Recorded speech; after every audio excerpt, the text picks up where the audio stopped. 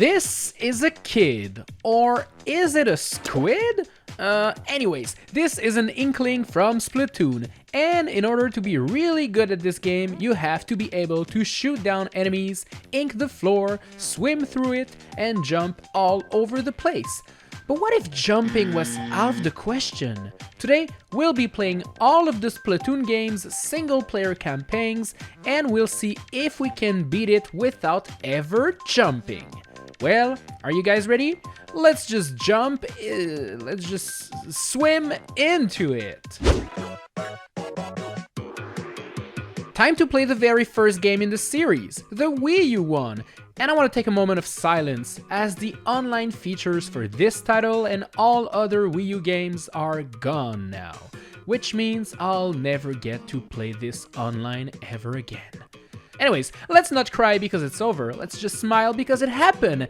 And speaking of happening, can we beat this game without jumping? Well, when first booting it, we have to create our Squid Kid, and then we have to do a tutorial section teaching us all about the game. And well, you guessed it, we are taught how to jump using the X button. I managed to escape this first part by inking the entire wall and swimming up these platforms, but soon we have to do another jump as a squid, and obviously this is illegal. But hear me out, okay? This is a tutorial that teaches you how to play Splatoon, so is it actually part of the game? I mean, it's not part of the single player campaign, and booting up the game afterwards completely skips this tutorial. So you know what? I think we're good and we can move on to the actual single player mode. After discussing with this old dude, we can explore the first level. And one of the first things we'll do is to stand on a launch pad to jump? But wait a minute, this is not an actual jump. It's just the game launching me to the next area, so it doesn't count. This first level was actually simple to clear.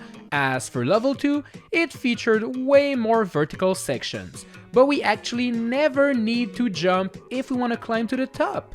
Swimming in the ink is more than enough. The thing is, level 3 will actually force us to jump near the very start. I managed to skip this first section by swimming in the ink on the sides, but I just couldn't do that for the second part. Yeah, I tried a lot, but there is just no way. That's it, that's as far as we'll get. The thing is, this first game features some hidden levels that can only be accessed by using an amiibo. First, go to this corner, then scan one of the amiibo you got, and there you go. Bonus levels! Let's start off with the Inkling Boy challenges, which are basically just the same levels as the campaign, but with the roller. As you can probably tell, the first two levels are kind of easy to beat, but the third one is where everything is over yet again. This jump is still impossible even with a roller. Alright, let's scan another amiibo, and oh, hey, we gotta do the levels again! But with a sniper rifle this time around, guess what the result will be? Well, I beat both level 1 and 2 and got stuck in the third one. Wow, what a surprise! Finally, we have the Squid amiibo, which makes you play the levels with your splatter shot, but now you can also be a Kraken! Obviously, it doesn't really change anything, and level 3 is still going to be the one that ruins the day. Oh well, you cannot say I didn't try. Time for Splatoon 2, and this sequel starts a bit like the first game. Basically, we create our Inkling and then we have to do a tutorial section. And wow, it's exactly the same thing! You learn to aim, to shoot, to move, and to jump. But here's the thing, this tutorial allows us to ink the walls, and by doing so, we can actually just swim in the ink and skip the jump sections. We can actually make our way to the end of the tutorial, so that's pretty neat. Anyways, time for us to start the single player campaign, and at first, this is pretty much like the first game. I mean, I managed to avoid jumping to clear the first level, and the second one featured a couple spots where jumping might seem to be required, but no, there's always a sponge that we can ink to create a bridge, so we're all good. Time for the third level, and this one is called Dash and Jump. Oh boy, this is gonna be bad, right? Well, I need to jump right from the get-go. I decided to ink the outer walls and managed to get quite far actually, but then I reached this part. As you can see, we have to jump and the walls are no longer inkable. Well, you know what? As this game likes to say, RIP. This is as far as we will go.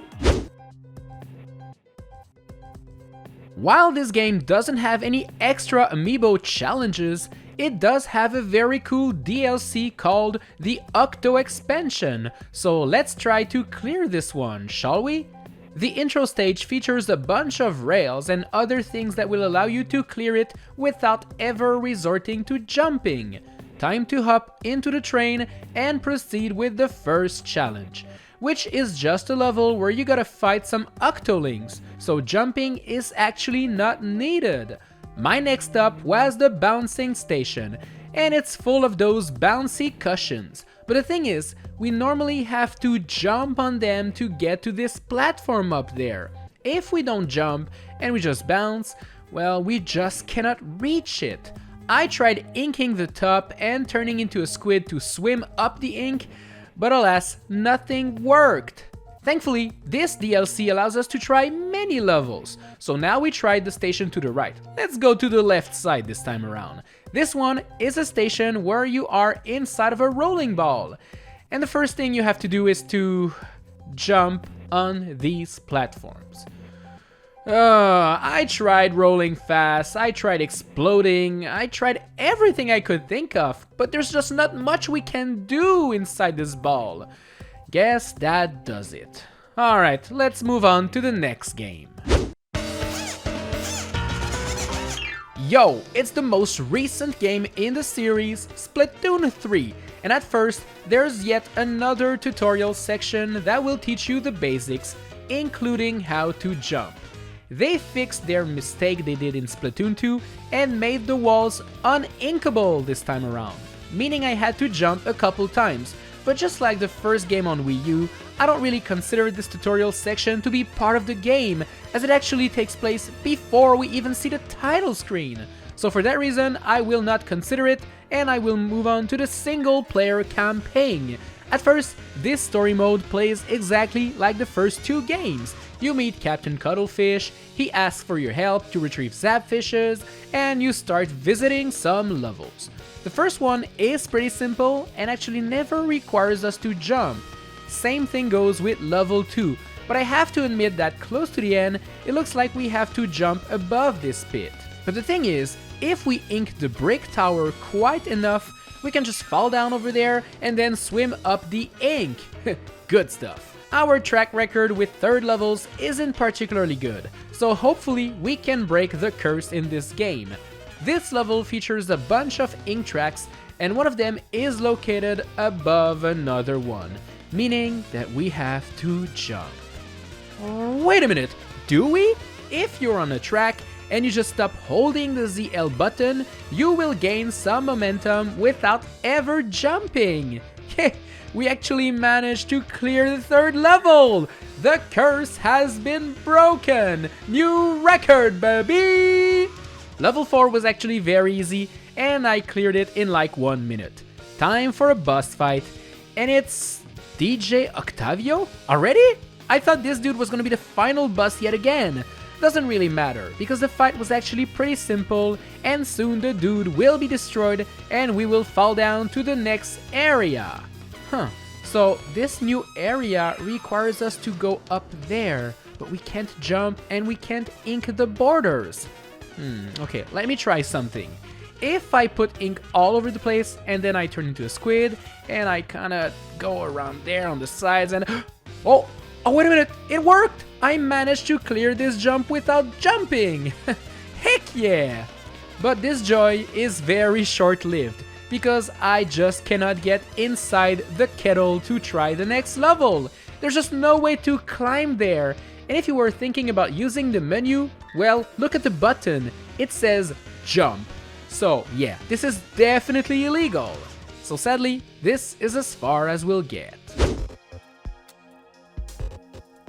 Last but not least, we have the brand new Side Order DLC, which takes place in an alternate world. And the first thing we gotta do here is to climb up this tower that features 10 floors. And on each floor lies a challenge. The first 3 floors were all about defeating enemy portals, which was simple enough. But the 4th one was a bit trickier. Like, we have to ink this zone, and if we want to get there, we normally have to jump and glide. But now we cannot jump anymore. But we can still glide by falling down, and this will eventually allow us to capture the zone and beat the stage. All of the other floors were pretty simple, and I made my way to the top of the tower, only to meet this. What the heck? This is a weird-ass marina looking thing. Let's destroy it, shall we? Well, there you go. We beat the game.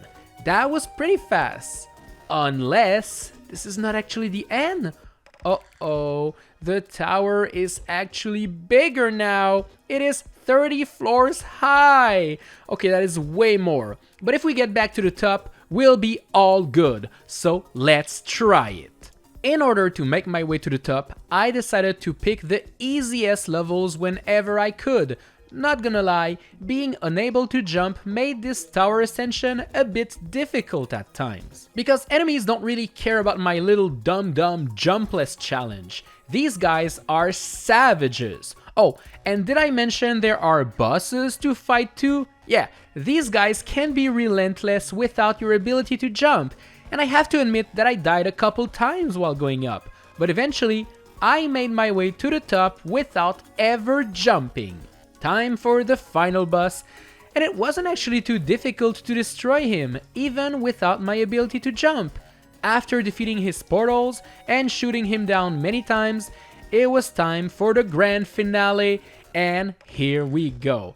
This dude is gone, the world is saved, credits roll, we did it! We finally beat a freaking Splatoon game without jumping! So yeah, we only managed to clear 1 game out of the 6 different ones we tried today.